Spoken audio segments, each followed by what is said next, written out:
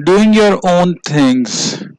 E's become S. Another common pattern is someone going from E to S. During this current period of massive downsizing, many people are getting the message and are leaving their jobs with big companies to start their own business. There is a boom in so called home based business. So many people made the decision to start their own business, do their own things, and be their own boss. Their career path look like this: employee to self-employed. Of all the life path, this is the one I feel for the most. In my opinion, being an S can be the most rewarding and also the most risky. I think the S quadrant is the hardest quadrant there is. The failure rates are high, and if you make it, being successful can be worse than failing. That is because if you are successful as an S, you will work harder than if you were in any of the other quadrant, and you will work harder for a long time. For as long as you are successful. The reason S work the hardest is because they typically are the proverbial chief cook and bottle washer. They have to do or be responsible for all the jobs that in a bigger company are done by many managers and employees, and as just starting out often answers the phone, pays the bill, makes sales calls, tries to advertise on a small budget, handles customers, hire employees, fire employees, falls fills in when employees do not show up, talk to the taxman, fight off the government inspector, and on and on.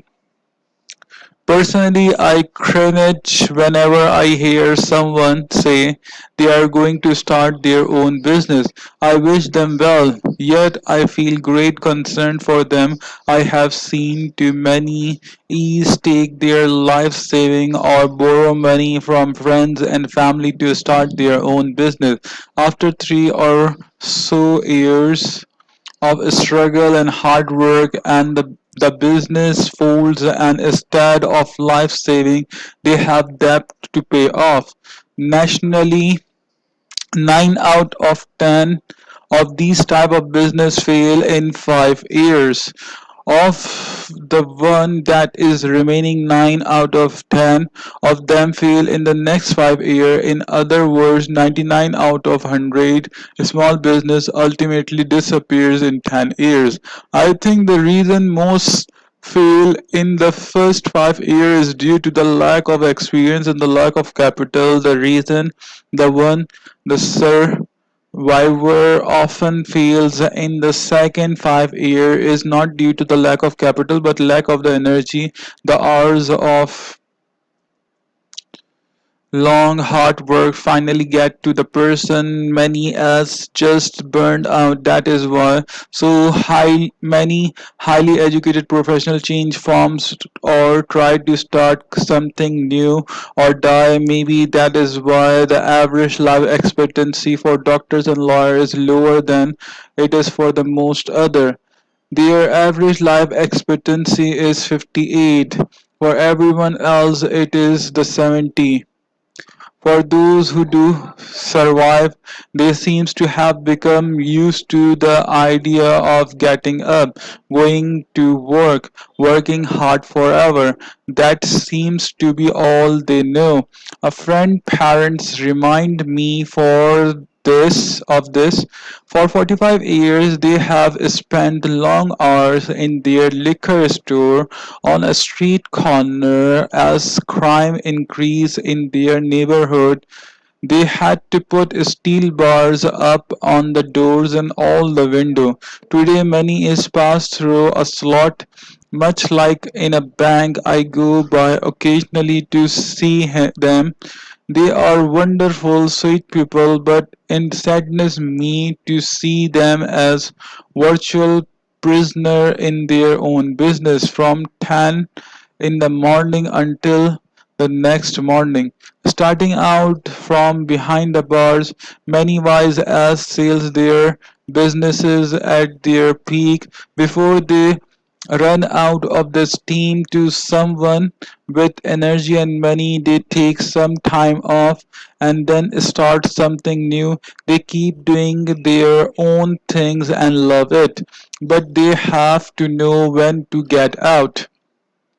The worst advice to give your children: if you were born prior to 1930, the advice: go to school, get good grades, and find a safe, secure job was good advice. But if you were born after 1930, it is bad advice. Why? The answer is found in one: taxes, number two, debt. For people who earned their income out of the employee quadrant, there are virtually no tax breaks left after. Today in America, being an employee means you are 50-50 partner with the government. That means the government ultimately will take 50% or more of the employee earning, and much of that even before the employee see the paycheck. When you consider the government offer you tax break for going further into debt. The path to financial freedom is virtually impossible for most people in the E quadrant. For the most in the S quadrant, I often hear accountants tell clients who begins earnings more income from the E quadrant to buy a bigger house so they can receive a bigger tax break. While that might make sense to someone on the left side of the cash flow quadrant, that makes sense to someone on the right side of the quadrant. Who pays the most taxes? The rich pays few income taxes. Why? Simple: because they do not earn their money as employee.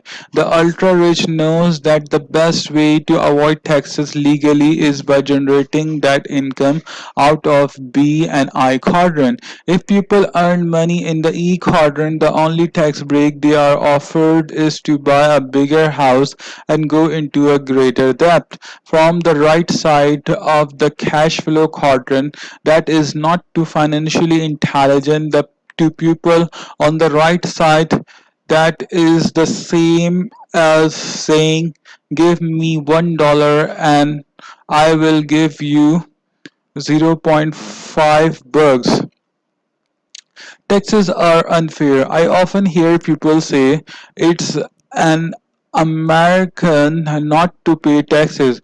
Americans who say this seems to have forgetting their history. America was founded out of protest. Have they forgetting the infamous Boston Tea Party of 1773, the rebellion that led to the Revolutionary War which separated the American colonies from the oppressive taxes of England? The rebellion was followed by the Shea Rebellion, the Whiskey Rebellion, Freeze Rebellion, the Turf Wars, and many others throughout the history of the United States. There are two other famous tax revolts that were not American, but also demonstrate the passion with which people object to taxation. The story of William tells is a story of tax protest. That is why the arrow was shot off his son's head. He was angry about taxes and risked his son's life in protest.